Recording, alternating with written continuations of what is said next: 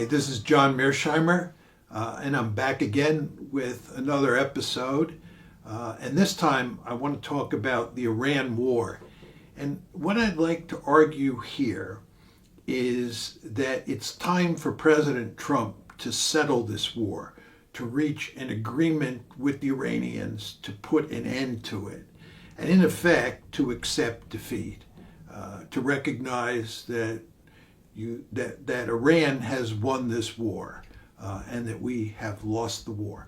And the way I'd like to proceed is I'd first like to talk about the goals that the United States set out to achieve at the start of this war. And then I'd like to talk about our failure to achieve any of those goals. And I'd like to describe how badly off we are in terms of having pursued these particular goals. And then I want to switch and talk about the military strategies that we have employed in pursuit of those goals. And of course, the argument that I'm going to make is that the different strategies that we have employed have failed to achieve the goals that we set out with in this war. And I want to talk at some length about those different strategies and why they failed. And I'm going to make the argument, as will become clear, that there were 5 potential strategies that the United States could pursue. It only pursued 3 of them. 2 it did not pursue. And I'll talk about those 3 strategies and why they failed. And then I'll talk about the 2 strategies we didn't pursue and why we did not pursue them. And you want to keep in mind here that what I'm going to be constantly doing is talking about the relationship between the goals that we're pursuing and the strategies that we adopted or didn't adopt to achieve those goals. But let's start with the goals. When the war started, the United States, and this was true of the Israelis as well, had 4 goals. The first goal was regime change in Tehran. The second goal was to make sure to eliminate Iran's ability to enrich uranium, because if you can enrich uranium, you can rather easily make a nuclear weapon. The third goal was to eliminate Ukraine's long-range ballistic missile program. And the fourth goal was to basically get Iran to no longer support Hamas, Hezbollah, and the Houthis. Those were the 4 goals. And very importantly, I think regime change was the most important of those 4 goals, because if you didn't achieve regime change, you really could not achieve the other 3 goals. So regime change was the numero uno goal, but you still had these 3 other very important goals that were, in my opinion, subordinated to that overarching goal. Now, the question you want to ask yourself is, where are we today in terms of those goals? And let me make 2 different sets of arguments here. First of all, just looking at the 4 goals. We have achieved none of the 4 goals. None of them have been achieved, and there's no evidence any of them are going to be achieved anytime soon. In addition to that, we are now in a situation which we were not in back on February 27th, the day before the war started, where Iran controls the Strait of Hormuz, and today, as we speak, has shut off the flow of traffic in and out of the Strait of Hormuz. Furthermore, on February 27th, the day before the war, the United States had a robust alliance structure with the Gulf states in the region, and it had a serious set of military bases in the region. Today, those bases have been either badly damaged or destroyed, and the alliance structure that the United States had with the Gulf states has been basically torn to tatters. To take this a step further, the international economy, because of the blockade on the Strait of Hormuz, is in a very dangerous situation, and there is a real risk of a worldwide depression if this war is not settled sometime soon. And then finally, I would note that China, which is America's principal adversary, according to the Trump administration, has benefited enormously from this conflict.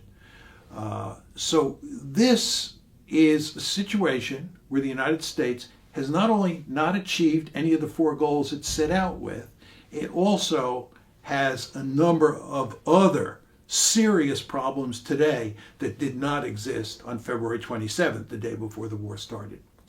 Let me come at this from a different perspective.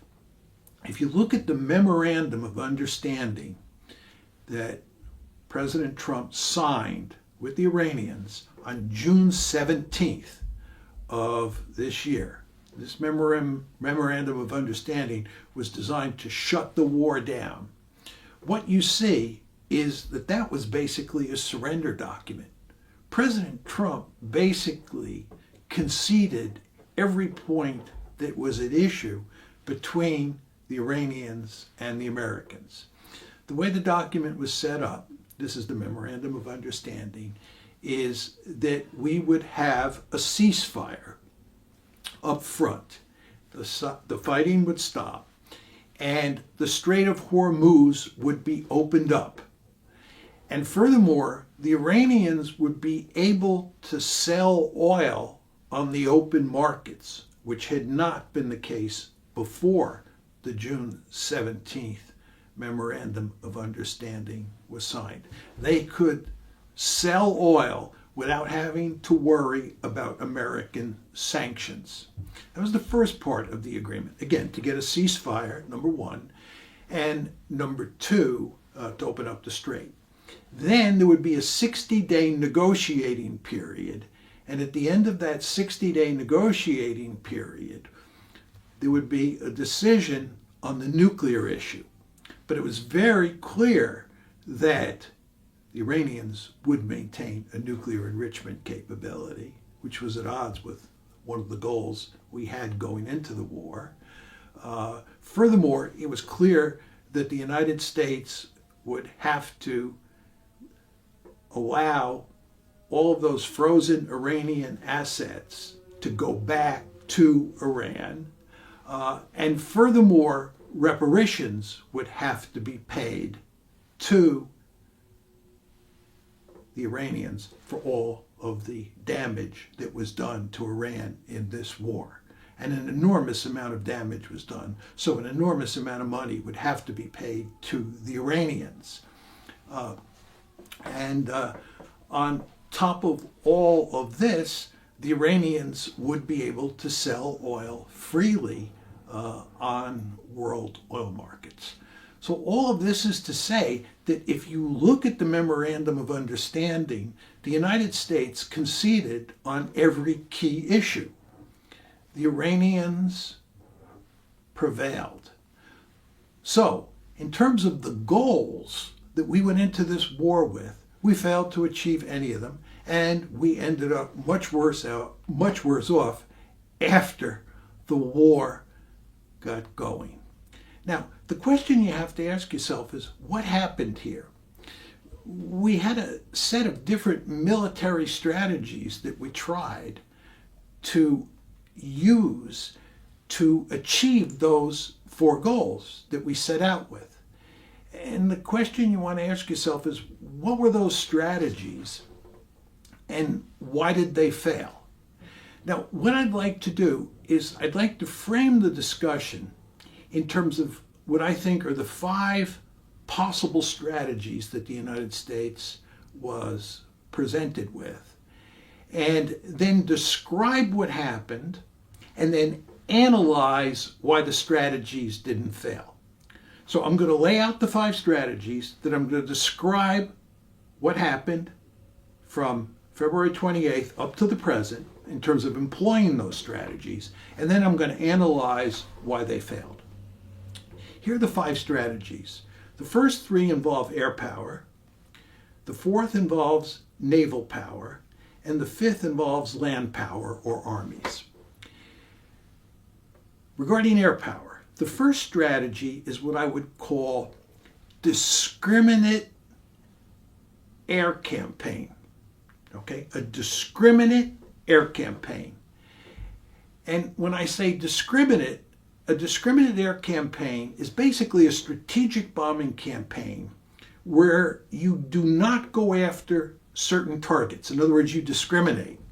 And in this case, a discriminate air campaign involves going after military targets, a handful of civilian targets, and civilian infrastructure, but basically staying away from massive attacks on civilian infrastructure and staying away from the oil facilities in Iran.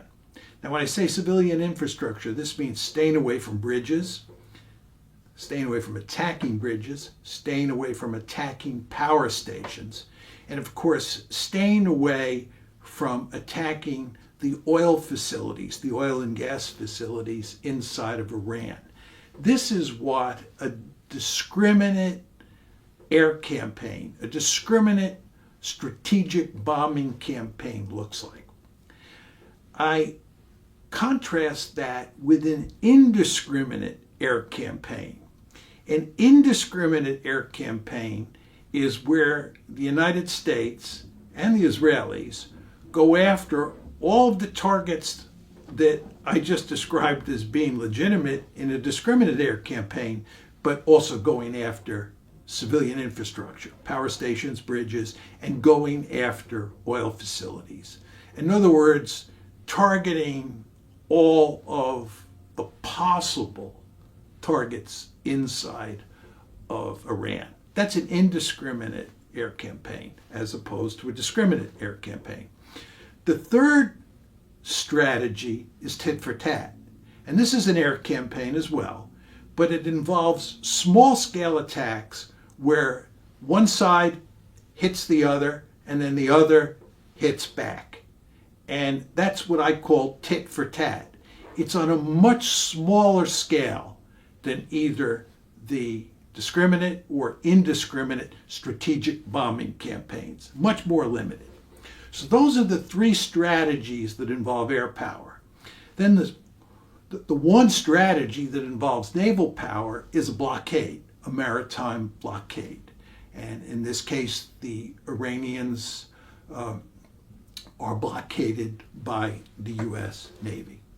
Then the final option involves the Army, and this is a ground invasion. This is a land attack against Iran.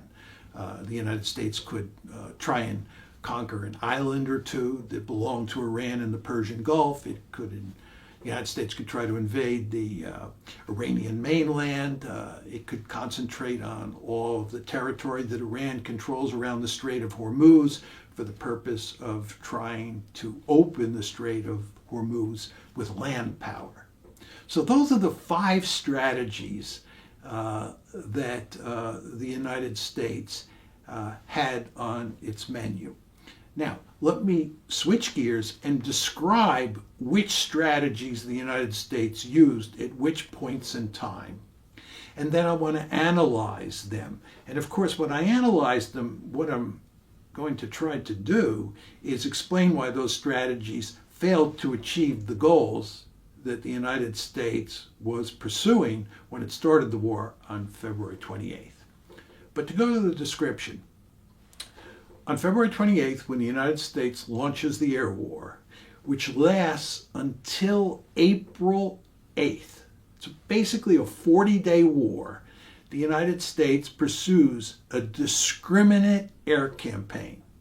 They start off, as almost everybody acknowledges, with a shock and awe campaign that's designed to decapitate the regime. And in fact, the United States and the Israelis are successful at decapitating the regime, and they clearly launch a shock and awe strategy. But it's all part of a discriminate air campaign. It's very important to understand that with a few exceptions, the United States and the Israelis do not hit power plants, civilian bridges, or oil facilities and gas facilities in Iran. In other words, it's not an indiscriminate air campaign. It's a discriminate air campaign, and it lasts 40 days. At the end of those 40 days, a ceasefire is put in place. But it's very important to understand that right before the ceasefire on April 8th, President Trump was talking about putting Iran back in the Stone Age. On April 7th, he said, this is on April 7th, a whole civilization will die tonight. What's going on here is that President Trump, over the course of the 40-day war, is beginning to think about moving from a discriminate air campaign to an indiscriminate air campaign. That's on April 7th. He makes that comment about a whole civilization dying. Okay, that's on April 7th. Then on April 8th, he switches gears, and we've seen him do this many times now. He switches gears and he says it's time for a ceasefire. Ceasefire comes on April 8th. Then there are actually negotiations. You remember when J.D. Vance went to Islamabad to talk with the Iranians. This was on April 11th and April 12th about putting an end to the war. Remember, we have a ceasefire starting on April 8th. The 40-day bombing campaign has ended. And April 11th, April 12th, Vice President Vance is talking with the Iranians about ending the war. It doesn't work. The negotiations fail. The ceasefire basically remains in place. Very important to understand that. But what we do on April 13th, the following day, April 13th, is we decide to employ a naval blockade. Between April 13th and June 17th, the United States has a naval blockade on the Strait of Hormuz, which is effectively a naval blockade on Iran. Then on June 17th, the United States signs the Memorandum of Understanding that I described earlier. As I told you, that was basically a surrender document. This is telling you, in effect, and I'm getting a bit ahead of myself here, that the blockade did not work. So we sign on June 17th the Memorandum of Understanding with the Iranians, and it looks like we're moving to put an end to the war. What then happens in early July is that the United States decides that it's going to violate the Memorandum of Understanding. It's very important to understand that Article 5 of the Memorandum of Understanding says that Iran controls the Strait of Hormuz during the 60-day negotiating period. And you understand that once the Memorandum of Understanding is signed on June 17th, we then move into this 60-day period where the two sides are going to negotiate and deal with all those issues that are still on the table. And during this 60-day period, the Memorandum of Understanding makes clear that Iran controls the Gulf. But the United States decides in early July that it's going to basically violate the agreement. And the United States is going to create, with the Omanis, a channel through the Strait of Hormuz that Iran doesn't control, that in effect the United States controls. The Iranians say this is unacceptable. The Iranians start shooting at ships that go through that channel. And of course the United States retaliates, and then Iran retaliates, and then the United States retaliates. This is the tit for tat campaign. So you see what's happened here. We had a 40-day air campaign, right? 40-day air campaign, which was a discriminate air campaign. That ended, and then we went to the blockade, and now we're involved in tit for tat. It starts on July 7th. That's when the tit for tat campaign starts. And I would argue it goes up to about July 31st. So the ceasefire is now over. Remember, the ceasefire was on April 8th, and you basically had a ceasefire involving Iran and the United States, Iran and Israel, and the Gulf states and Iran. You basically had a ceasefire from April 8th up until July 7th when the tit for tat starts. The tit for tat basically lasts from July 7th up until July 31st. I would argue this past Friday. The Iranians and the Americans are going back and forth, not every day, but almost every day between July 7th and July 31st. And then what happens on the 30th and on the 31st is President Trump begins to talk about going back to an indiscriminate air campaign. He's basically once again talking about driving the Iranians back into the Stone Age. People this past weekend, this is August 1st, we're August 2nd, thinking that maybe President Trump is going to launch this indiscriminate air campaign.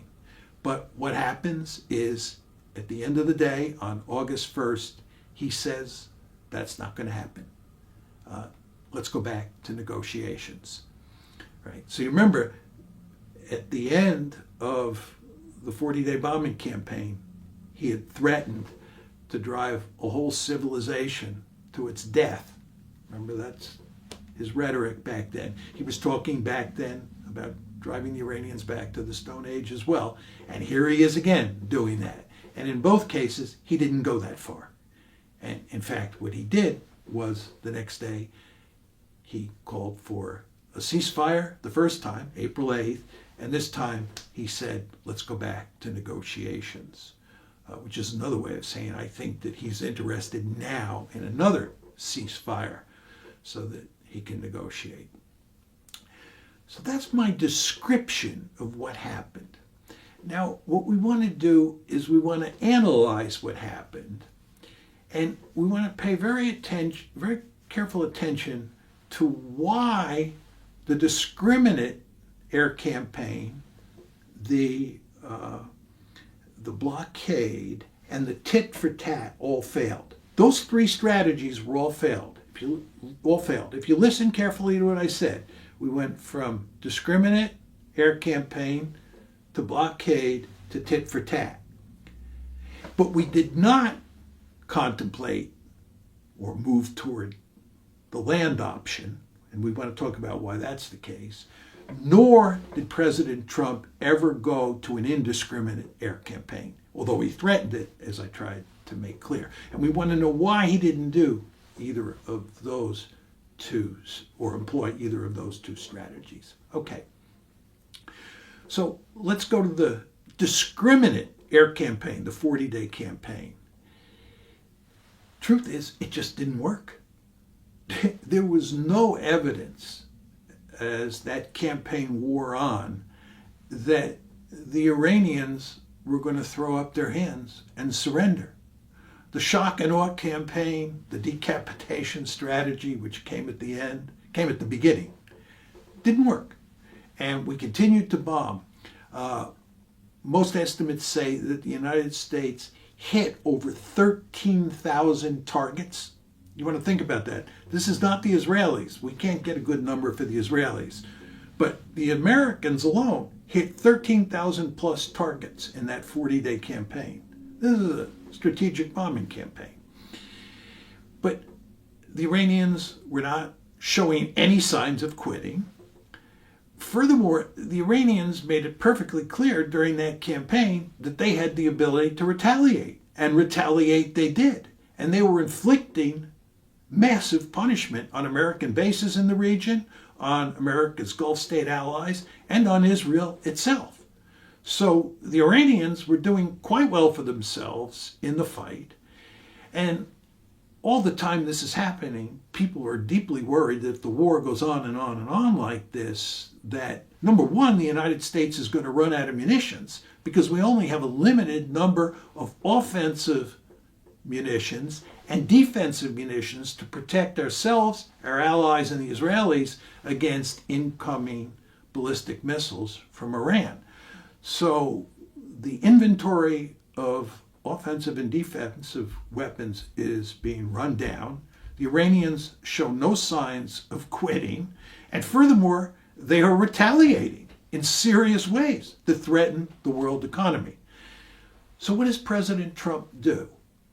What President Trump does as we move towards the end of the 40-day war is that he threatens to go to an indiscriminate air campaign. Just think about that. He's thinking about going to an indiscriminate air campaign. He's talking about bombing the Iranians back to the Stone Age because the discriminate air campaign has failed. And he sees this as the best alternative. But what happens is he does not pursue that strategy. He does not. What he does is, after threatening to wipe out the Iranian civilization, he then, the next day, declares a ceasefire. A ceasefire. He doesn't go up the escalation ladder. And the question you want to ask yourself is, why doesn't he do this? And the reason he doesn't do this is because the United States does not have escalation dominance. We've learned this in the 40-day war. The fact is that if President Trump goes to an indiscriminate campaign, that means he's going to hit bridges, he's going to hit power plants, he's going to hit desalination plants inside of Iran, he's going to hit their oil facilities, he's going to destroy their oil and gas facilities. The Iranians make it clear they're going to do the same thing to all the Gulf states. And they're going to do a lot of the same thing to Israel itself. And President Trump understands full well he cannot prevent this. He understands that as he goes up the escalation ladder, the Iranians will go up the escalation ladder with him. And you want to remember that if, in the event this were to happen, and the Iranians were to destroy all of those desalination plants in the Gulf states and their oil and gas infrastructure, this would have devastating consequences for the international economy. And that's the last thing that President Trump wants to have. So you see, it makes no sense to go up the escalation ladder. This is why an indiscriminate air campaign makes no sense. And it's why the next day, after making those genocidal threats on April 7th, he goes to a ceasefire on the 8th. And the ceasefire is followed by negotiations, as I said, in Islamabad. This is where Vice President Vance meets with Iranian negotiators. That fails, and he has to do something. So what does he do? Does he go back to the air war? No. He sticks with the ceasefire, but he employs a blockade. He employs a blockade, and that starts on April 13th, and it runs until June 17th when you get the Memorandum of Understanding. But the question you want to ask yourself is, what good is the blockade? And the answer is, it's basically no good. It doesn't work. Anybody who's studied blockades understands that blockades, if they ever work, take a long time to work. They take many, many months, if not years, to strangle a country the size of Iran. So it's no accident that between April 13th and June 17th, that's just a little over 2 months, we've made very little progress in causing the Iranians to throw up their hands and say, I quit. Therefore, having failed with the air war, and that's the discriminate air campaign, being unwilling to go to an indiscriminate air campaign, having failed with the blockade, on June 17th, President Trump signs the Memorandum of Understanding. And as I made clear at the top of the show, that's a surrender document.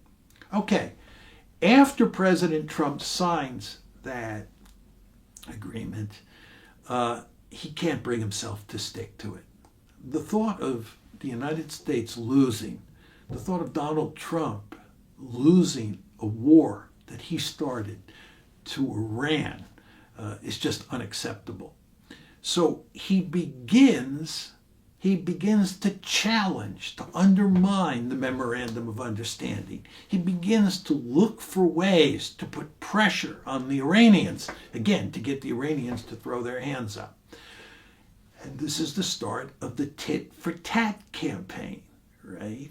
As I said to you, as soon as the Americans established this channel in the Strait of Hormuz, contrary to what's in Article 5 of the Memorandum of Understanding, the Iranians start shooting at ships that are going through that channel. We retaliate with air attacks, and the Iranians then retaliate against us, and of course we retaliate, they retaliate, and we're going up the escalation ladder.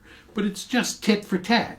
And what you want to understand here is that a tit for tat air strategy is much less ambitious than that strategic bombing campaign that we waged during the first 40 days of the conflict.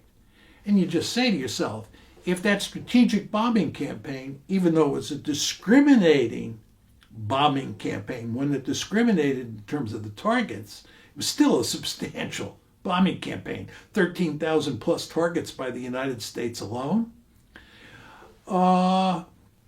If that, right, couldn't bring the Iranians to their knees, why would anybody think that a tit-for-tat strategy is going to bring the Iranians to their knees? And in fact, it didn't. And in fact, the tit-for-tat strategy was causing the United States huge problems. In fact, we were beginning to move our military assets out of the Persian Gulf back to Jordan and back to Israel. And what did the Iranians do? They started targeting Jordan. And they were doing substantial damage to American military assets in Jordan, which is outside the Persian Gulf. All of this just shows you that escalation dominance, whether you're talking about the discriminate air campaign or the indiscriminate air campaign, or you're talking about tit for tat, you go up the escalation ladder in either of those three cases, and it's not clear that America wins. And in fact, it's clear to me that Iran wins. So the end result is that President Trump, late on Saturday, this is August 1st, I believe it was August 2nd, in Iran, said, I'm not going to try to bomb Iran back to the Stone Age. And what we now have to do is we have to go back to negotiations. Now, keep in mind here that there were two strategies that we never employed. We never employed the indiscriminate air campaign, number one, and I explained why that was the case. We do not have escalation dominance as you go up the escalation ladder to that level, right? And then we did not pursue a land campaign. And let me say a few words about that. To actually conquer the Strait of Hormuz, I believe, would involve more than 100,000 troops.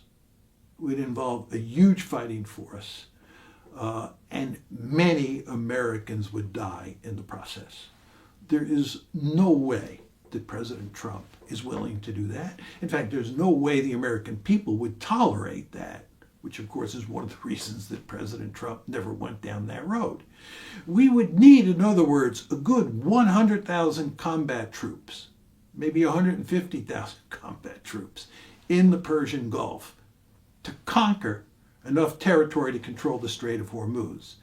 And if you were talking about conquering all of Iran the way we conquered all of Ukraine, the way we conquered all of Iraq in 2003, you're talking about hundreds of thousands of troops. That was not going to happen. We were not going to try to conquer all of Iran. We were not even going to try to conquer enough territory to control the Strait of Hormuz. So what people ended up doing was talking about conquering an island or two in the Persian Gulf that belonged to Iran. But President Trump was not even willing to do that. And if you look at the number of combat troops that we had in the Persian Gulf, it's quite clear that we were never serious about even trying the land option. I would estimate that at the most we had 8,000 combat troops, 8,000 troops that you could use for land attack in the Persian Gulf at any point since February 28th. And 8,000 troops trying to conquer even an island in the Persian Gulf against the Iranians in the heat of the summer would be an almost impossible task. But furthermore, what if we did conquer an island? What would be the result? What's the story that one might tell about how conquering an island puts an end to this war? How does conquering an island get the Iranians to throw their hands up? The answer is it doesn't. We have no land option here. We don't have the troops. We don't have the stomach for a land war. And a minor attack on an island or landing somewhere on the coast of Iran has little effect on the outcome of the war. So there's no land option, number one. Number two, there's no indiscriminate air option. Strategic bombing of an indiscriminate sort going against the entire target set inside of Iran, that doesn't work either. So you're left with three strategies: a discriminate air campaign, which we tried and failed; a blockade, which we tried and failed; tit for tat, which we tried and failed. And here we are. So the question is, what do we do moving forward? Well, it seems manifestly clear to me that we've tried all the strategies that are available, and they have not worked, unsurprisingly. And the two strategies that we have not tried are not a solution to the problem. And to go back to the goals, we have failed to achieve any of our goals up to this point. It's manifestly clear when you look at the Memorandum of Understanding signed on June 17th. And when you just think about where we are today in terms of those goals and in terms of who controls the Strait and what's happened to our basing structure, what's happened to our alliance structure in the Gulf, it's clear that we've lost. We have failed to achieve our goals, and worse. And this is reflected in the June 17th Memorandum of Understanding. As I said to you, if you look carefully at that memorandum, it's a surrender document. So what is President Trump going to do now? Now, I would point out that when it comes to President Trump, you can never be absolutely certain what he will do. And in a situation where he's desperate, and he is desperate because he is surely sophisticated enough to know that he is in deep trouble in this war and that he has in effect lost the war. So he may lash out and he may do something foolish.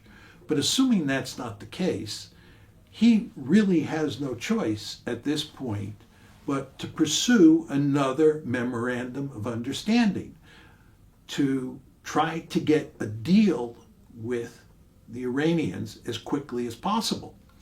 I want to point out two things here. One is President Trump would have been much better off cutting a deal immediately after the April 8th ceasefire. When the bombing campaign failed, the discriminate air campaign failed, on April 8th he moved to a ceasefire. He should have then tried to cut a deal. Furthermore, when the blockade failed and he signed the Memorandum of Understanding on June 17th, he should have stuck to that Memorandum of Understanding, and he should have gone to great lengths to work out a deal with Iran to put an end to the war. But as I told you, he didn't do that. Instead, he tried to violate Article 5 of the Memorandum of Understanding. We got in this tit-for-tat strategy for almost the entire month of July. It failed. And now, I'm telling you, it's time to cut a deal, although I'm arguing that it would have been smarter to cut the deal earlier. One final point on this is that it's going to be tougher to get a Memorandum of Understanding from the Iranians moving forward that is as good as the memorandum of understanding that the president signed on June 17th. The Iranians are more aware than ever that they're in the driver's seat. They're more aware than ever that President Trump is in deep trouble and that he needs an agreement. So they're going to drive a hard bargain, a harder bargain for sure than they drove in the run-up to the June 17th memorandum, and a harder bargain, I believe, than they would have driven back in April after a ceasefire was declared on the 8th. So there's no question that President Trump and the United States is in really deep trouble here, and getting a peace agreement is going to be not an easy task. But the bottom line, and this is where I'll stop, is that President Trump has no choice. He has no military strategy that he can employ to reverse the dire situation that he finds himself in. The fact is, he foolishly started a war on February 28th that he was destined to lose. Many of his advisors understood full well that the strategy that he was employing, this is the discriminated air campaign that I described earlier, was destined to fail, and fail it did. And there was no viable alternative strategy. And there still is no viable alternative strategy. So it's time to cut a deal. But that is not going to be easy for him to do. So let's just hope that things work out, that in the month or months ahead, he's able to put an end to this war once and for all. Thank you very much.